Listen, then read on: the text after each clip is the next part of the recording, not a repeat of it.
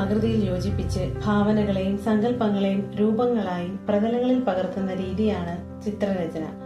ബാല്യകാലത്താണ് കുട്ടികൾ അവരുടെ ചിന്തകളെ വരകളിലൂടെ ചുമരുകളിൽ വരച്ച് തങ്ങളുടെ കലാസൃഷ്ടിക്ക് രൂപം കൊടുക്കുന്നത്. ഇത് അനുഭവിച്ചറിയാത്ത ചുമരുകൾ വിരളമാണ്. വാക്കുകളുടെ ആവശ്യമില്ലാതെ തന്നെ നമ്മുടെ വികാരങ്ങൾ, വിചാരങ്ങൾ തുടങ്ങി പ്രാചീന സംസ്കാരങ്ങൾ വരെ ഇവിടെ നിലനിന്നിരുന്നുവെന്ന് ചിത്രങ്ങളിലൂടെയാണ് നമ്മൾ മനസ്സിലാക്കിയിട്ടുള്ളത്. ചിത്രരചനയിൽ വരകൾ പോലെ തന്നെയാണ് നിറങ്ങളും.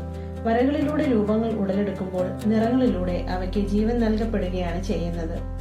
മാനസിക ആരോഗ്യത്തിനും സ്വഭാവ രൂപീകരണത്തിനും ചിത്രരചനയ്ക്ക് സ്വാധീനം ചെലുത്താൻ കഴിയുമെന്ന് നിങ്ങൾക്കറിയുമോ? കുട്ടികൾക്ക് അവരുടെ കണ്ണുകളെയും കൈകളുടെയും ഏകോപനം ചിത്രരചനയിലൂടെ സാധ്യമാക്കുന്നു. അതുകൊണ്ട് തന്നെ അവരുടെ ഏകാഗ്രതയും ക്ഷമതയും വർദ്ധിപ്പിക്കുവാൻ ഇതുവഴി നമുക്ക് സാധിക്കും. അതുപോലെയാണ് നിറങ്ങൾ. അവരുടെ വൈജ്ഞാനിക പ്രക്രിയകളെ സ്വാധീനിക്കാനുള്ള കഴിവ് നിറങ്ങൾക്കുണ്ട്.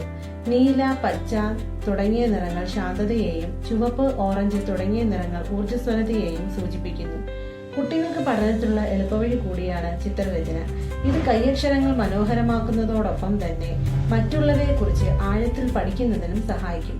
വരയ്ക്കുവാനുള്ള ആഗ്രഹം അവരിൽ പ്രകൃതിയിലേക്ക് കൂടുതൽ ആകർഷിക്കപ്പെടുന്നതിന് കാരണമാകും. ഇത് പുസ്തകങ്ങളിലേക്കുള്ള വഴി തുറക്കപ്പെടുകയാണ് ചെയ്യുന്നത്. കുട്ടികളെ ഒരു പരിധിവരെ മാനസിക സമ്മർദ്ദങ്ങളിൽ നിന്നും അകറ്റി നിർത്താൻ ചിത്രരചന കൊണ്ട് നമുക്ക് സാധിക്കും. ഇന്ന് കലയെ സ്നേഹിക്കുന്നവർക്ക് അവരുടേതായ മേഖലകൾ കണ്ടെത്താൻ വിഷമമില്ല.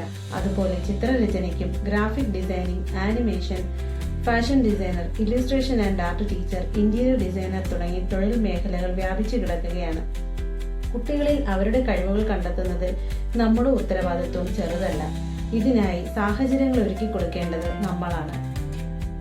കുട്ടികൾ നാളെയുടെ വാഗ്ദാനമാണ്. അവർ വരയ്ക്കട്ടെ, നമുക്ക് പ്രോത്സാഹിപ്പിക്കാം.